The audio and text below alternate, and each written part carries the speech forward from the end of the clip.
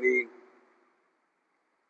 فيه آيات بينات مقام إبراهيم ومن دخله كان آمنا ولله على الناس حج البيت من استطاع إليه سبيلا ومن كفر فإن الله غني عن العالمين صدق الله مولانا العظيم وبلغنا رسوله النبي الكريم الأمين ونحن على ذلك لمن الشاهدين والشاكرين والحمد لله رب العالمين رب اشرح لي صدري ويسر لي أمري واحلل عقدة من لساني يفقهوا قولي اللهم أرنا الحق حقا وارزقنا اتباعه وأرنا الباطل باطلا وارزقنا اجتنابه اللهم أرنا الأشجار كما هي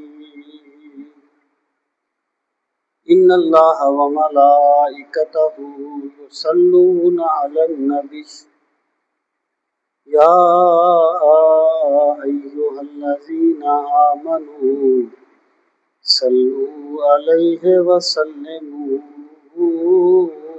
تسليما اللهم صل وسلم على سيدنا ومولانا محمد وعلى آل وأصحاب سيدنا ومولانا محمد وبارك وسلم وصلي عليه الصلاة والسلام عليك يا رسول الله وعلى آلك وأصحابك يا حبيب الله الصلاة والسلام عليك يا شفيع المذنبين وعلى آلك وأصحابك يا رحمة للعالمين صلى الله على محمد عدد ما ذكره الذاكرون وعدد ما غفل عن ذكره الغافلون انتہائی عزت و احترام کے لائق قابل تکریم معزز و محترم سامعین کرام، آج ذوالحج کی 12 تاریخ ہے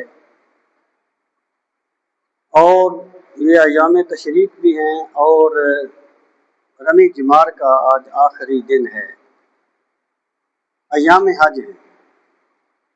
میں پچھلے جمعۃ المبارک کے موقع پر آپ کی خدمت میں یہ عرض کر رہا تھا کہ حج کیا ہے اسلام میں، اس کی حقیقت کیا ہے اور اس میں کون سا وہ سبق ہے جو ایک حج کرنے والے کو ملتا ہے، اور اسلام میں حج کی اتنی اہمیت کیوں رکھی گئی ہے کہ اس کو زندگی میں ایک مرتبہ فرض قرار دیا گیا، اور رسول کریم علیہ السلام نے فرمایا کہ جو بندہ استطاعت کے باوجود حج نہ کرے، میرا جی چاہتا ہے کہ تو فرمایا جو استطاعت کے باوجود حج نہ کرے، مجھے پرواہ نہیں ہے کہ وہ یہودی ہو کے مرتا ہے یا عیسائی ہو کے مرتا ہے۔ اور سیدنا فاروق اعظم فرمایا کرتے تھے کہ جو استطاعت کے باوجود حج نہیں کرتے، میرا جی چاہتا ہے کہ میں ان پر جزیہ لازم کر دوں، واللہ وہ مسلمان نہیں ہیں، وہ مسلمان نہیں ہیں، یعنی یہ ایک وعید کا اسلوب ہے۔ تو میں یہ عرض کر رہا تھا کہ حج ہے کیا چیز، کچھ چیزوں کے بارے میں نے عرض کیا تھا، باقی کچھ چیزیں میں آج عرض کرتا ہوں۔ سب سے پہلے ہمیں یہ سمجھ لینا چاہیے کہ حج جو ہے نا اس کی 3 قسمیں ہیں۔ ایک حج مفرد ہے، ایک حج تمتع ہے، اور ایک حج قران ہے۔ حج مفرد جو ہے اس کا مطلب یہ ہوتا ہے کہ جب ایک بندے نے حج کا احرام باندھا ہے تو اس نے صرف حج کی نیت کی ہے، یعنی اللہم انی ارید الحج، اے اللہ میں حج کی نیت کرتا ہوں، اسے میرے لیے آسان کر دے اور میرے لیے اس میں برکت نازل فرما اور اسے قبول فرما۔ اسے حج مفرد کہا جاتا ہے۔ دوسرا اس کا مطلب یہ ہے کہ جب وہ بندہ جائے گا، حرم میں پہنچ جائے گا، تو وہ صرف حج ہی کرے گا جا کر، احرام جتنے دن بھی وہ رکے گا حج سے پہلے احرام نہیں کھولے گا۔ اور دوسرا ہے حج تمتع۔ تمتع کا لفظ جو ہے یہ متع سے نکلا ہے، متاع اسی سے نکلا ہے۔ اس کا معنی ہوتا ہے فائدہ اٹھانا۔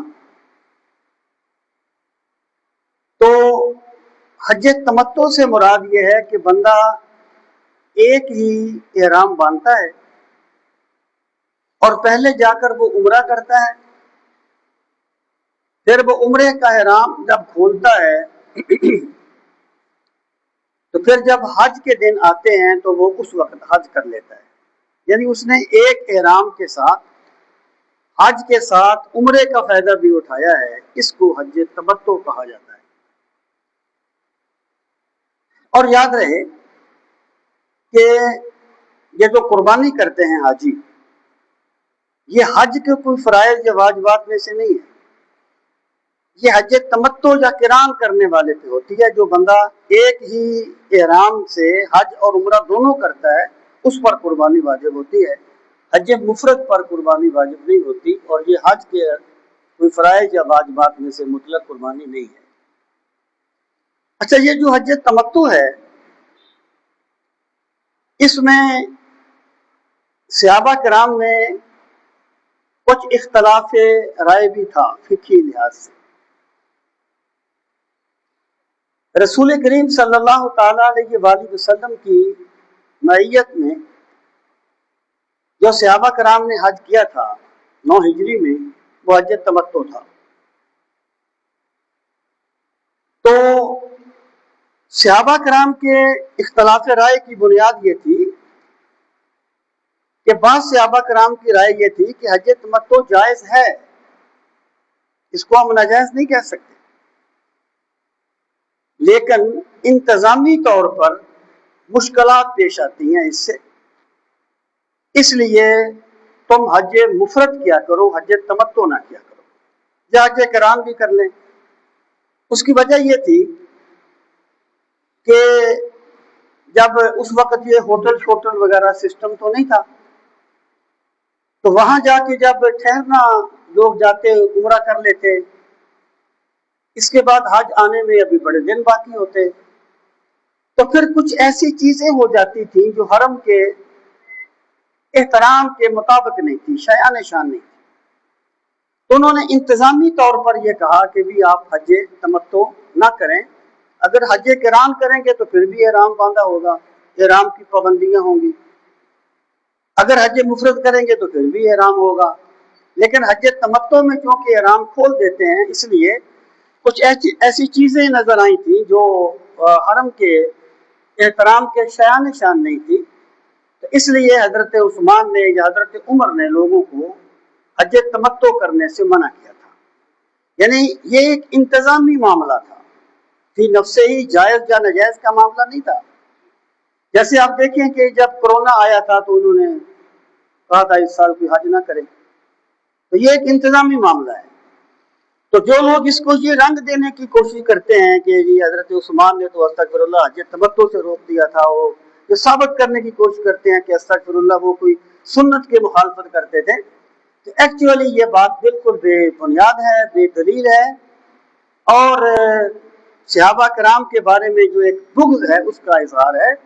یہ ایک انتظامی معاملہ تھا. انہوں نے یہ نہیں کہا تھا کہ حج تمتع جائز نہیں ہے، انہوں نے انتظامی طور پر کہا تھا کہ آپ لوگ حج مفرد کیا کریں.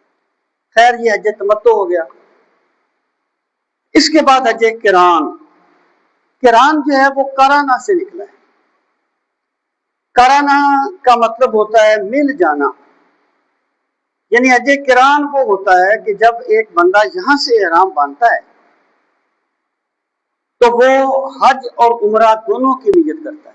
اللہم انی ارید الحج والعمرہ فیسرہما لی وتقبلہما منی، کہ پروردگار میں حج اور عمرہ کی نیت کرتا ہوں، اسے میرے لیے آسان فرما اور مجھ سے انہیں قبول فرما. اچھا، یہ جو حج قران ہوتا ہے یہ خاصا مشکل ہوتا ہے. یعنی جن لوگوں نے حج اور عمرہ کیا ہے اللہ تعالیٰ سب کو بار بار یہ سعادت نصیب فرمائے. احرام کی پابندیاں بڑی سخت ہوتی ہیں. احرام کی پابندیاں بڑی سخت ہوتی ہیں اور ایک نا عام بندے کو الجھن سی محسوس ہوتی ہے، اور پھر پابندیاں بھی بڑی ہوتی ہیں. تو حج قران جو ہوتا ہے اس میں اس نے جا کے عمرہ کر لیا ہے لیکن وہ احرام نہیں کھولے گا. جب حج کے دن آئیں گے تو حج کی نیت کر لے گا، تو اس کو حج قران کہا جاتا ہے. تو یہ حج کی 3 قسمیں ہیں. قربانی صرف جو ہے وہ حج تمتع یا حج قران میں ہوتی ہے. ایکچولی حج میں کوئی قربانی واجبات حج میں سے نہیں ہے. حج مفرد میں قربانی نہیں ہوتی. ایک بات. دوسری بات یہ ہے کہ لوگوں کے اعتبار سے اور حرم کے اعتبار سے لوگوں کی 3 قسمیں ہیں. ایک کو اہل حرم کہتے ہیں، ایک کو اہل ہل کہتے ہیں، اور ایک آفاقی. یعنی ان کے حج میں کچھ احکامات میں فرق ہوتا ہے.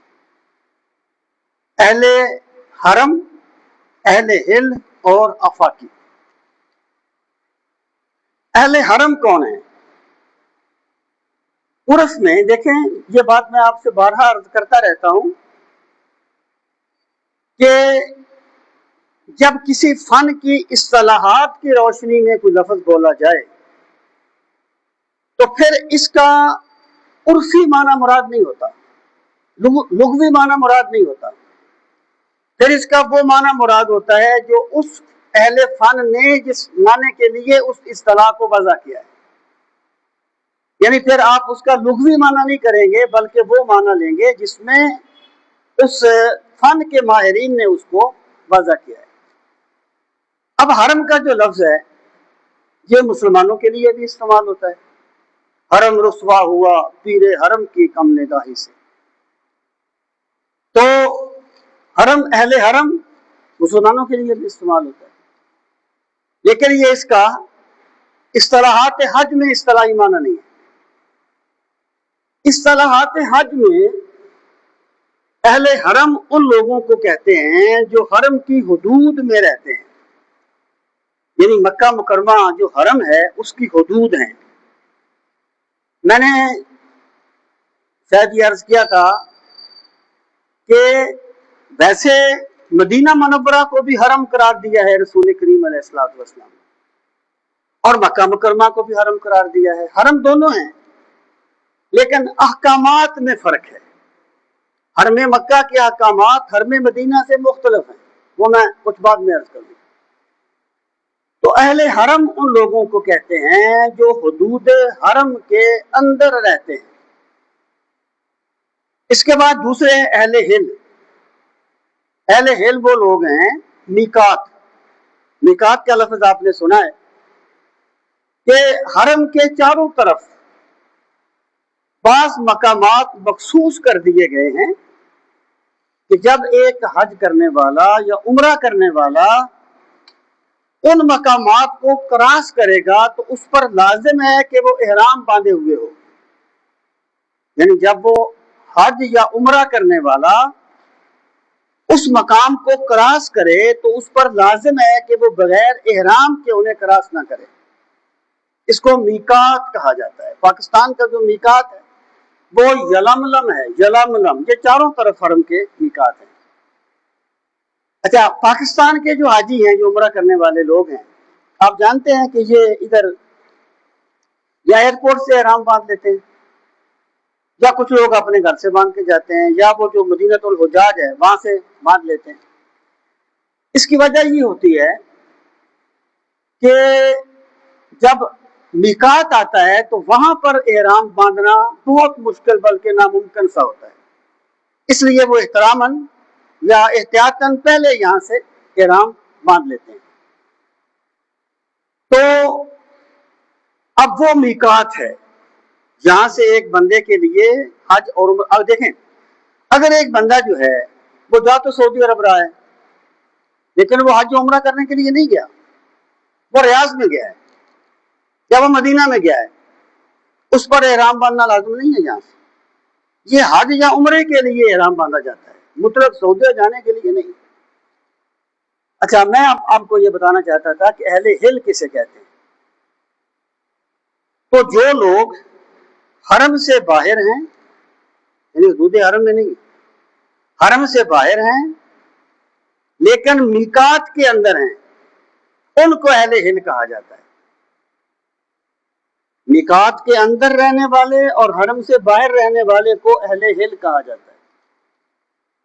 اور تیسرے ہیں آفاقی. آفاقی وہ ہیں جو میقات سے باہر رہتے ہیں، جیسے ہم میقات یعنی آفاقی ہیں. تو یہ 3 قسمیں ہیں لوگوں کی حرم کے اعتبار سے. اب سامعین محترم، میں آپ سے یہ عرض کر رہا تھا کہ حج کے جو ارکان ہیں ان کی روح کیا ہے، ان کی حقیقت کیا ہے، جس کی طرف یعنی اسلام جو پیغام دینا چاہتا ہے.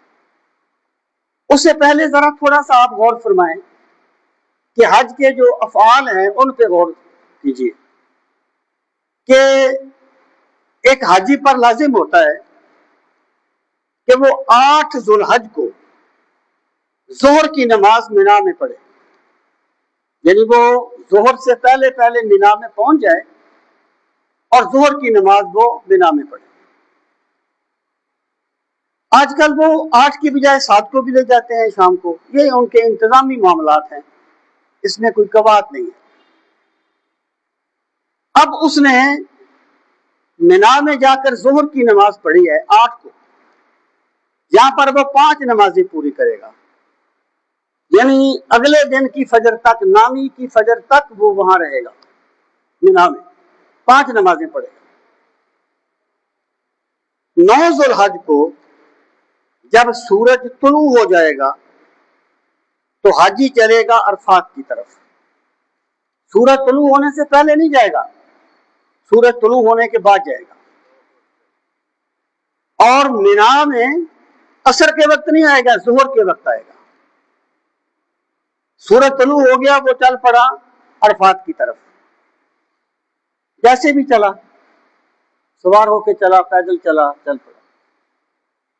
اب اس نے جا کے جو ظہر اور عصر کی نماز ہے وہ میدان عرفات میں پڑھنی ہے. اور میدان عرفات جو ہے بہت بڑا میدان ہے، بہت بڑا.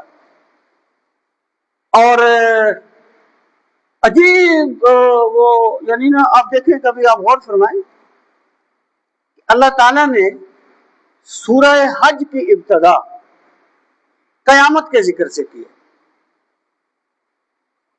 سورہ حج کی ابتدا قیامت کے ذکر سے کی ہے. اس کا مطلب یہ ہے کہ حج کا جو مجمع ہوتا ہے نا، وہ قیامت کے مجمع کی یاد دلاتا ہے. تو وہاں پر چلا گیا ہے، وہ وہاں پر خطبہ بھی ہوتا ہے. ظہر اور عصر کی نمازیں جمع تقدیم کے ساتھ پڑھی جاتی ہیں.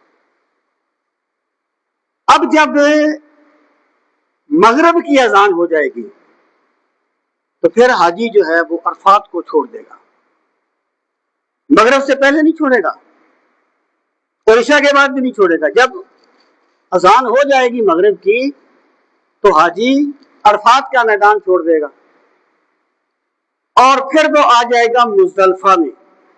مزدلفہ کا جو مقام ہے یہ منا اور عرفات کے درمیان میں آتا ہے، یہاں پر آ جائے گا۔ مغرب کی نماز راستے میں نہیں پڑھے گا، بے شک لیٹ ہو جائے، مغرب کی نماز آ کر وہ مزدلفہ میں پڑھے گا، مزدلفہ میں پڑھے گا، مغرب اور عشاء دونوں نمازیں مزدلفہ میں پڑھے گا، رات مزدلفہ میں بسر کرے گا اور یہیں سے وہ کینکریاں اٹھائی جاتی ہیں جو شیطانوں کو مارنی ہوتی ہیں، یہ میں بعد میں عرض کرتا ہوں وہ کیا چیز ہے۔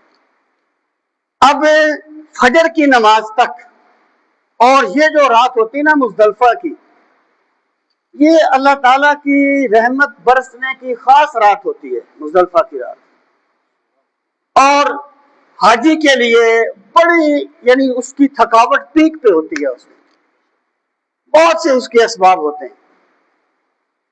فجر کی نماز پڑھنے کے بعد وہ پھر واپس چل پڑے گا منا کی طرف، منا میں آئے گا، پھر منا کو پہلی رمی جو ہے وہ سورج کے وہ زوال کے بعد کرے گا، پھر 11 کو رمی کرے گا، 12 کو رمی کرے گا، پھر بعد میں طواف میں۔ یہ کچھ یعنی میں نے آپ کو خاکہ بتایا حج کیا ہے، اس میں میسج کیا ہے، اس میں بات کیا ہے جس کو بندہ کبھی نہ بھولے۔ بات یہ ہے کہ جو شریعت کے احکامات ہیں وہ ہماری عقل پہ ڈیپینڈ نہیں کرتے، بلکہ شریعت جو ہے وہ حکم الہی پہ ڈیپینڈ کرتی ہے، ہماری عقل پہ ڈیپینڈ نہیں کرتی۔ کوئی بندہ یہ کہے جی کیا فرق پڑتا ہے جی میں منا سے سورج کے طلوع ہونے سے پہلے نکل جاتا ہوں، میں عرفات میں جا کر جناب اس وقت پہنچ جاتا ہوں، میں رمی جو ہے وہ 9 کو کر لیتا ہوں۔ نہیں، میں عرض کروں کہ شریعت جو ہے یہ امر عقلی نہیں ہے، امر تعبدی ہے۔ اگر شریعت کی کوئی بات ہماری عقل میں آ گئی تو بہت اچھی بات ہے، اور یہ کوئی غیر اسلامی سوچ نہیں ہے۔ شریعت کو، شرعی احکام کو سمجھنے کے لیے عقل و شعور کو کام میں لانا کوئی معیوب چیز نہیں ہے، بلکہ اللہ تعالیٰ نے قرآن مجید میں یہاں ایک حکم دیا، وہاں اس کی علت کو بھی بیان کیا ہے۔ روزہ رکھو لعلکم تتقون، تاکہ تم میں تقویٰ آ جائے۔ حج کرو من یعظم شعائر اللہ فانہا من تقوی القلوب، یہ دلوں کا تقویٰ ہے۔ اللہ تعالیٰ نے خود احکام کی علت کو بیان کیا ہے، لیکن عقل کو اتنا آگے کر دینا کہ جو بات عقل میں نہ آئے اس کا انکار کر دینا، یہ فکر اسلامی اور اسلامی سوچ سے انحراف ہے۔ معتزلہ کا المیہ یہ تھا، وجہ ہے دیکھیں ہر شر میں نا ایک خیر کا پہلو ہوتا ہے، اور جو بھی شر پھیلتا ہے نا ہمیشہ خیر کے نام پر پھیلتا ہے۔ جن لوگوں نے حدیث کا انکار کیا نا، انہوں نے یہ نہیں کہا کہ ہم حدیث کا انکار کریں، انہوں نے کہا بس قرآن سب کچھ ہے، ہمیں قرآن کو سمجھنے کے لیے کسی حدیث کی ضرورت نہیں ہے۔ آپ کسی بھی گمراہ فرقے کی تہ میں جائیں گے نا، آپ کو نظر آئے گا کہ برائی ہمیشہ خیر کے نام، جو برائی ہوتی ہے، شر ہوتا ہے، ہمیشہ خیر کے نام پر پھیلتا ہے۔ کب پھیلتا ہے؟ جب اعتدال نہیں رہتا۔ ایک مرتبہ مجھے میرے استاد گرامی نے کہا، پی ایچ ڈی میں ہمارے سپروائزر تھے، کہنے لگے کہ چشتی صاحب آپ لوگ معتزلہ کا بہت رد کرتے ہیں، ٹھیک ہے معتزلہ کی بہت، ان کی فکر کی بہت نقصان ہوا اسلام کو، لیکن اس میں خیر کا پہلو بھی ہے۔ خیر کا پہلو یہ ہے کہ معتزلہ نے لوگوں کو شعور دیا ہے کہ احکام اسلامی پہ غور کیا کرو. حالانکہ یہ کوئی صرف معتزلہ نے پہلی مرتبہ نہیں دیا، یہ شروع سے چلا رہا ہے، لیکن معتزلہ نے اس کو اسپیشلی اختیار کیا.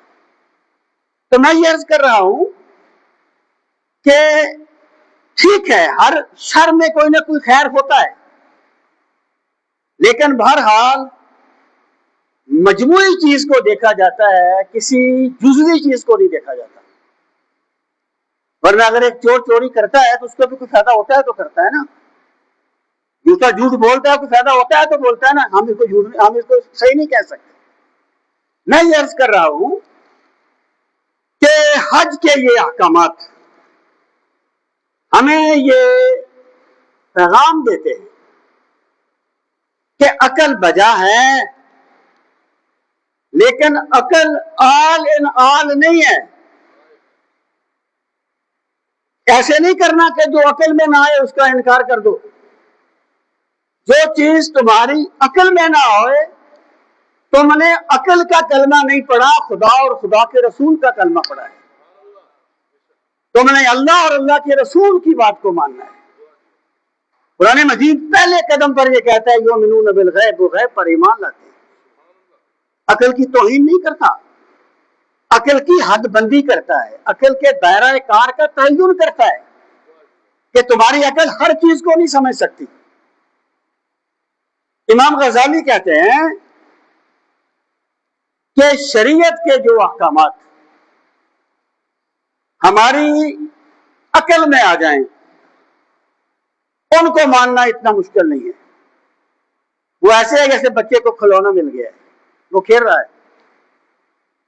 یعنی شریعت نے کہا کہ زکوٰۃ دو، ہمیں بات سمجھ آ گئی کہ بھی ہم زکوٰۃ دیں گے تو دولت مرتکز نہیں ہوگی چند ہاتھوں میں، غریبوں کا بھلا ہوگا. ہمیں بات سمجھ آ گئی. لیکن شریعت نے کہا کہ تم نے سورج طلوع ہونے کے بعد مینا کو چھوڑنا ہے، تم نے مغرب کی اذان ہونے کے بعد عرفات کو چھوڑنا ہے. ہمیں سمجھ نہیں ہے کیوں چھوڑنا ہے، لیکن ہم نے مان لیا کیونکہ شریعت کا حکم ہے، خدا اور خدا کے رسول کا حکم ہے. عقل قربان کن پیش مصطفیٰ، اپنی عقل کو قربان کر دو مصطفیٰ کی دہلیز پر. تو یہ حج کا بہت بڑا میسج ہے کہ خدا را اپنی عقل پر شریعت کی بنیاد نہ رکھو، بلکہ شریعت کو عقل کے تابع کرو. اس میں کوئی کلام نہیں ہے کہ شرعی احکامات کی علت کو جاننا ایک بہت اچھا علم ہے، جاننا چاہیے. ہمارے اکابرین نے اس پہ بہت کام کیا. آج کل تو ایسی فضا بن گئی ہے نفرت کی کہ لوگ سمجھ گئے ہیں دین کی، لوگ اس طرف توجہ نہیں کر سکتے کہ دین کی حقیقت کیا ہے، ورنہ شریعت نے اس کی تحسین کی ہے لیکن اس کی حد بندی کی ہے. سامعین محترم، یہ بنیادی باتیں ہیں. اب آپ آ جائیں، میں نے جو کچھ باتیں عرض کی تھی، اب میں کچھ باتیں مزید عرض کرتا ہوں حج کی، جن کی کہ حقیقت، ان کی حقیقت کیا ہے. جب ایک حاجی طواف کرتا ہے تو طواف کے بارے میں نے عرض کیا تھا کہ طواف جو ہے نا، یہ دراصل محبوب کے گھر کے ارد گرد گھومنے کی یاد دلاتا ہے. کہ جیسے ایک بندہ اپنے محبوب کی گلیوں میں گھومتا ہے نا، ویسے ہی وہ اللہ پاک کے گھر کا کے ارد گرد گھومتا ہے. امام غزالی کہتے ہیں کہ محبت کا تقاضا ہے کہ بندہ محبوب کے گھر کو دیکھنا چاہتا ہے. اب اللہ تعالیٰ کی ذات تو اس سے ماورا ہے کہ اس کا کوئی گھر ہو، وہ تو جسم اور جسمانی یاد سے پاک ہے. تو فرماتے ہیں کہ اللہ تعالیٰ نے ایک گھر بنایا اور فرمایا لوگوں یہ میرا گھر ہے. اور دیکھیں نا، یہ مسجد ہے، یہ جو اینٹیں اس میں لگی ہیں یہ ہمارے لیے مقدس نہیں ہیں تو اینٹیں نا، کیونکہ مسجد سے منسوب ہو گئی. چیز تو وہی ہے نا، غلاف کا کپڑا جو قرآن پہ آپ چڑھاتے ہیں کپڑا ہوتا ہے، لیکن جب اسے نسبت مل جاتی ہے نا قرآن کی، پھر وہ کپڑا عام کپڑا نہیں رہتا، وہ غلاف بن جاتا ہے. ہم اسے قرآن سے پہلے چومتے ہیں غلاف کو بھی. وجہ اس کی کیا ہے؟ اس کی نسبت ہو گئی ہے. تو اس گھر کو اللہ نے اپنا گھر کہا ہے کہ لوگوں آؤ میرے گھر کا طواف کرو، لوگوں آؤ میرے گھر کو دیکھو.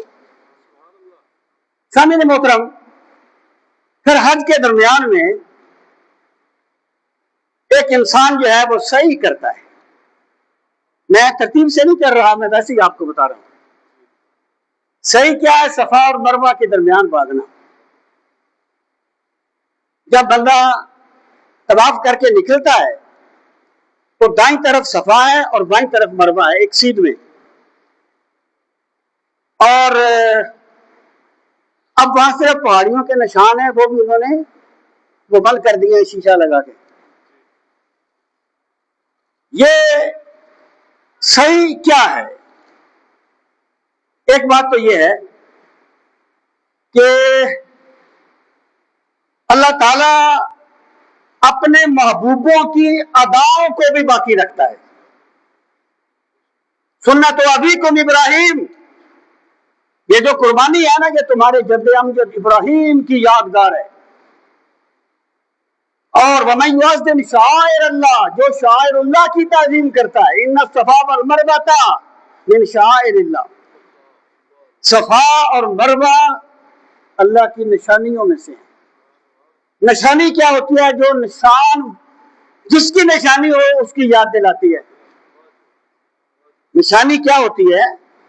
کہ جس نے وہ دی ہو اس کی یاد دلاتی ہے. بڑی سمپل سی بات ہے، بڑی واضح سی بات ہے، آپ اسے مجاز میں بھی سمجھ سکتے ہیں. تو جب حضرت ہاجرہ کو حضرت اسماعیل اور حضرت اسماعیل کو ابراہیم نے وہاں چھوڑ دیا تو جو پانی تھا وہ ختم ہو گیا. اب مامتا ہے اور بیٹا پیسہ ہے، وہاں کھانے پینے کا سامان نہیں. تو حضرت ہاجرہ بے قراری کے عالم میں پانی کی تلاش میں بھاگی. اب جب حضرت اسماعیل سامنے آتے تو آہستہ چلتی، جب اوجل ہو جاتے تو بھاگتی. اب جب صحیح کی جاتی ہے نا تو درمیان میں تقریباً سبز لائٹیں لگی ہوئی ہیں، وہاں بھاگنا ہوتا ہے، اس کو بھاگ کے کراس کرنا ہوتا ہے، دوسرے میں نسبتاً ایسا چلتے ہیں. تو اللہ پاک نے حضرت ہاجرہ کی اس ادا کو قیامت تک کے لیے باقی رکھا. فرمایا حجیو جب تم حج کرنے کے لیے آؤ، اب دیکھیں نا وہاں پر کوئی پیسہ تو نہیں ہوتا ہمارا عزیز جس کے لیے ہم بھاگتے ہیں.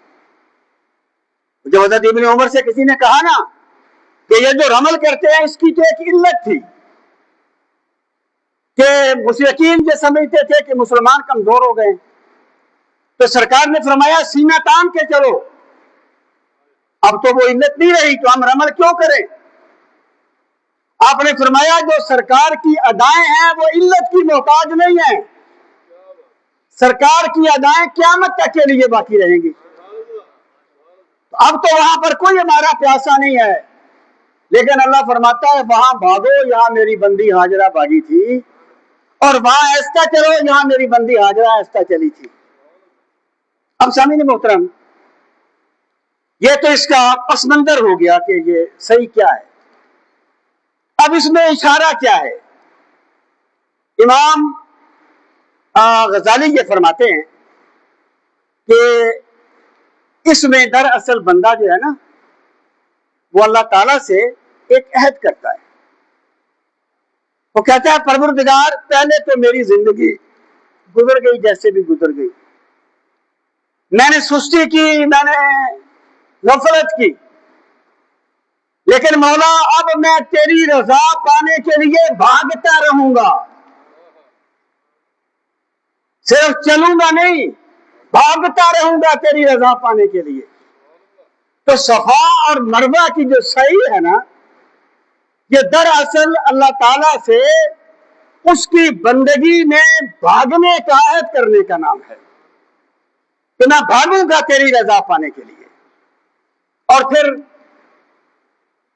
حج کے جو بات ہیں، جو حج کے جو مناسک ہیں، ان میں ایک منسک ہے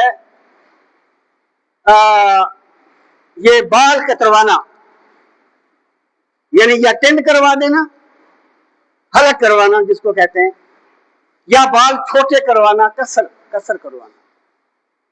یہ حج کے واجبات میں سے.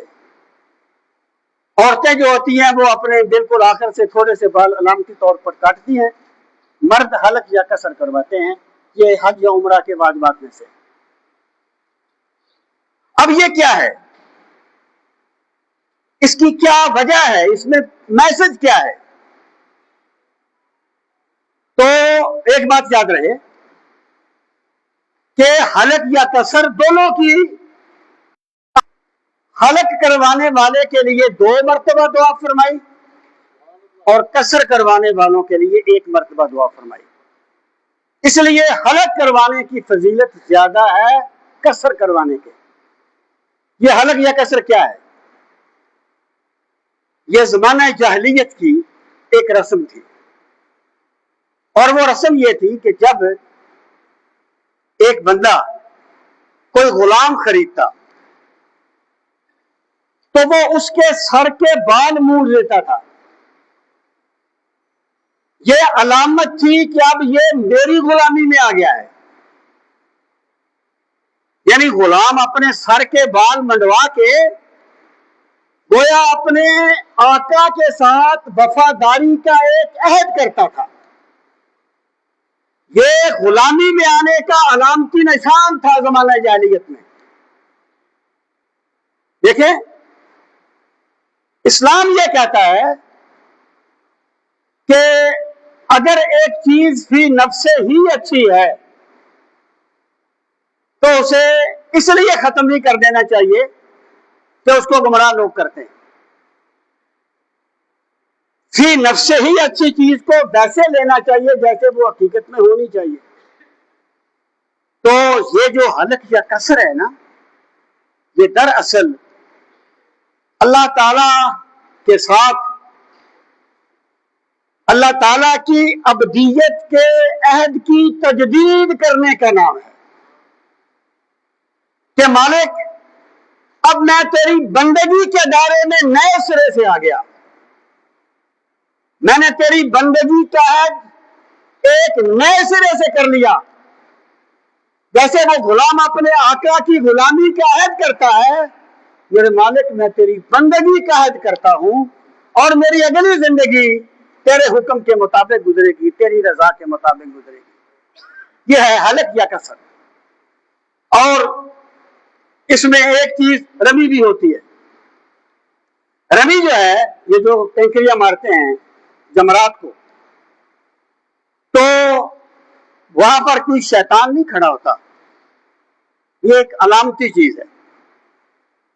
اور یہ بھی حضرت ابراہیم کی یادگار ہے کہ جب سیدنا ابراہیم چلے نا اپنے بیٹے کو ذبح کرنے کے لیے، تو شیطان نے آ کے ورگلانا چاہا، تو آپ نے کنکریاں اٹھا کے اس کو ماری. اب ہمارے وہاں پر کوئی شیطان ہمارے پاس نہیں ہوتا جس کو ہم دیکھیں اور کنکریاں ماریں، بلکہ اللہ تعالیٰ نے سیدنا ابراہیم کی اس یادگار کو قیامت تک کے لیے باقی رکھا ہے کہ تم کنکریاں مارو جیسے میرے خلیل نے ماری تھی. اللہ اپنے محبوبوں کی اداؤں کو بھی باقی رکھتا ہے. سامعین محترم، اب ذرا اس کی تہ میں آ جائیں کہ یہ ہے کیا چیز. یہ کوئی رسم نہیں ہے، یہ کوئی صرف ایک عادت نہیں ہے جیسے آپ نے کھمبے کو سیلوٹ کر لیا ہے. اسلام کا کوئی حکم عادت نہیں ہوتا اور ماد رسم نہیں ہوتا، بلکہ اسلام اپنے ہر حکم کی تہ میں ایک فلسفہ رکھتا ہے، ایک علت رکھتا ہے. تو شیطان کو کنکریاں مارنا دراصل شیطان سے نفرت کا اظہار کرنے کا علامتی نشان ہے کہ میں شیطان سے نفرت کرتا ہوں. अब अगर एक बंदा वहां जाकर तो सिर्फ कैंकरियां ना मारे बल्कि पत्थर मारे और बड़े बड़े अजीबो गरीब किस्म के आप देखते रहते हैं और खेमों में आके सो जाए और जोर की नमाज ना पढ़े या नमाज ना पढ़े, या जैसा पहले हराम खाता हुआ गया था वैसे ही आके हराम खाना शुरू कर दे, तो उसने रस्म अदा की है, उसने रमी जुमार नहीं किया। वो अनवर मसूद साहब की एक रुबाई है, मज़ाहिया है। वो कहते हैं हज करने को गया था कौम का लीडर कोई, संगबारी के लिए शैतान पर जाना पड़ा, एक पत्थर फेंकने पर यह सदा आई उसे, तुम तो अपने आदमी थे तुमको आखिर क्या हुआ। यानी ये कोई मजाक नहीं है बल्कि इसकी एक हकीकत है। तो ये जो रमी है ये शैतान से नफरत और बेजारी के इजहार करने का अलामती निशान है। और फिर क्या है, इसके बाद क्या है, हज के जो अफाल हैं या जो सफर है हज है उसके दरमियान मदीना मुनव्वरा की हाजिरी भी होती है। समझ मोहतरम, मैंने एक साहब को सुना, वो ऐसे जिक्र कर रहे थे कि जैसे मदीना मुनव्वरा की हाजिरी जो है ना, इसकी कोई अस्तगफिरुल्लाह दीन में अहमियत नहीं है। वो कहता था ये हज के अरकान में से नहीं है, वाजिबात में से नहीं है। देखें एक बात पे गौर फरमाएं, 4 किस्म की ना वो दलालतें होती हैं, दलालतुन्नस, इशारतुन्नस, इक्तिदाउन्नस। दलालतुन्नस ये होती है कि एक चीज का हुक्म शरीयत ने नहीं दिया, इसलिए नहीं दिया कि उसकी अहमियत कोई नहीं, बल्कि इसलिए नहीं दिया कि उसकी अहमियत याद दिलाने की जरूरत ही नहीं है। मसलन अल्लाह पाक ने फरमाया फला तकुल लहुमा उफ, अपने वालिदैन को उफ ना कहो। अब ये तो नहीं कहा कि डंडे ना मारो, ये तो नहीं कहा कि थप्पड़ ना मारो। भाई जब उफ कहना मना है तो थप्पड़ मारना तो बदरजा होना मना होगा, जो कहने की जरूरत ही नहीं है। मैं एक और मिसाल देता हूं, रसूल करीम अलैहिस्सलाम ने फरमाया लौकाना बादी नबी जो लकाना उमर, अगर मेरे बाद नबी होता तो उमर नबी होते। लोग कहते हैं कि अफसल बशर बादल अंबिया अबू बकर सिद्दीक है, फिर उमर नबी क्यों होते? वो इससे अजीबो गरीब किस्म के नताइज निकालते हैं। भाई तुमने दलालतुन नस नहीं पढ़ी, तुमने फिका के उसूल नहीं पढ़े। जब रसूल करीम सल्लल्लाहु ताला अलैहि वसल्लम ने अबू बकर सिद्दीक के बारे में फरमाया कि अबू बकर से कहो कि लोगों को नमाज पढ़ाएं, तो जब उस इमाम का मुक्तदी इस मकाम पर फायद है कि अगर कोई नबी होता तो वो नबी होता, तो इमाम तो बदरजा होना नबी होता ना। ये तो यानी दलालतुन्नस का तकाजा है, वाज़ेह सी बात है, इसको तो कहने की जरूरत ही नहीं है कि सरकार के इशारात से या कुरान और सुन्नत के दलाइल से जब सैयदना अबू बकर सिद्दीक रजी अल्लाह ताला अन्हु की अफजलियत मुसल्लमा चीज है और अकायद कतिया में से है, तो अगर सरकार ये फरमा दे कि उमर अगर नबी होता तो उमर होता, तो इसका मतलब यह है कि अगर नबी होता तो उमर होता, और अगर नबी होता तो अबू बकर इससे बेहतर तरीके से नबी होते। इसको कहते हैं दलालतुन्नस। रसूल करीम सल्लल्लाहु ताला अलैहि वसल्लम के शहर पाक की हाजिरी हुक्म नहीं है, लेकिन अहले मोहब्बत जानते हैं कि इसके बगैर हज की बरकतें मिलती नहीं है। जब मेरे रब ने हजरत हाजरा की अदाओं को बाकी रखा है, हजरत इस्माइल की अदाओं को बाकी रखा, हजरत इब्राहिम की अदाओं को बाकी रखा, तो जिस पाक शहर में मेरे पाक नबी घूमते रहे اور جس میں آپ آرام فرما ہیں تو اس کی حاضری کی کوئی اہمیت کیوں نہیں ہوگی جی حج میں؟ اور رسول کریم علیہ الصلوۃ والسلام نے فرمایا من حج البیت ولم یزرنی فقد جفانی، جس بندے نے بیت اللہ شریف کا حج کیا اور میری زیارت نہیں کی اس نے مجھ سے بے وفائی کی ہے۔ دیکھیے بات یہ ہے کہ اپنے منعم کو سلام کرنا، اس پر دلیل دینے کی کیا ضرورت ہے جناب؟ اپنے منعم کو سلام کرنا، اس پر دلیل دینے کی کیا ضرورت ہے؟ اگر ہم نے صفا اور مروہ کو اللہ کی نشانیاں مانا ہے تو پیغمبر کے کہنے پر مانا ہے، ہمیں تو نہیں پتا۔ اگر ہم نے بیت اللہ کو اللہ کا گھر مانا ہے تو ہم نے تو خدا کی آواز نہیں سنی کہ یہ میرا گھر ہے، ہم نے تو اس لیے مانا ہے کہ ہمیں ہمارے پاک نبی نے بتایا کہ یہ اللہ کا گھر ہے۔ ہم نے تو نہ جبریل کو دیکھا ہے نہ خدا کی آواز سنی ہے، تو ہمیں تو معرفت الہی کے سارے راستے جس ذات اقدس کے صدقے میں ملے ہیں، تو ان کی ذات کو سلام کرنا، اس کو کہنے کی کیا ضرورت ہے یار؟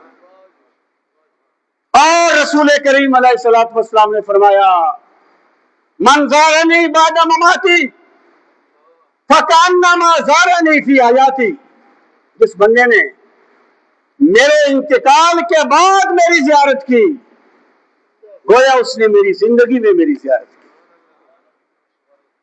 اور من زار قبری وجبت لہ شفاعتی، جس نے میرے مرکز منور کی زیارت کی اس کی شفاعت مجھ پہ لازم ہوگی۔ تو میں یہ کہنا چاہتا ہوں، وہ کیا حضرت فرماتا ہوں، ان کے توفیل حج بھی خدا نے کرا دیے، یعنی اگر ہمیں حج ملا ہے تو وہ بھی سرکار کے صدقے میں ملا ہے۔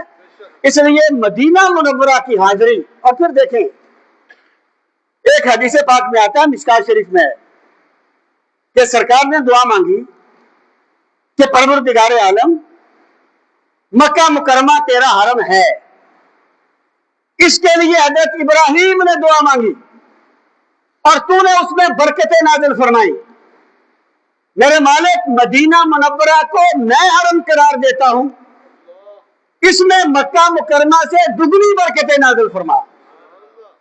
تو بات صرف گنتی کی نہیں ہوتی، بعض کیفیت کی ہوتی ہے۔ تو جب ایک بندہ جو ہے نا ان جذبات کے ساتھ حج کرتا ہے تو پھر سرکار نے فرمایا کہ جس بندے نے حج کیا وہ گناہوں سے اس طرح پاک ہو جاتا ہے جیسے آج ہی ماں کے پیٹ سے اس دنیا میں آیا ہے۔ اللہ تعالیٰ ہمیں دین کا فہم صحیح نصیب فرمائے۔ وما علینا الا البلاغ المبین۔ جن حضرات نے سنتیں ادا کرنی ہے وہ سنتیں ادا کر لیں۔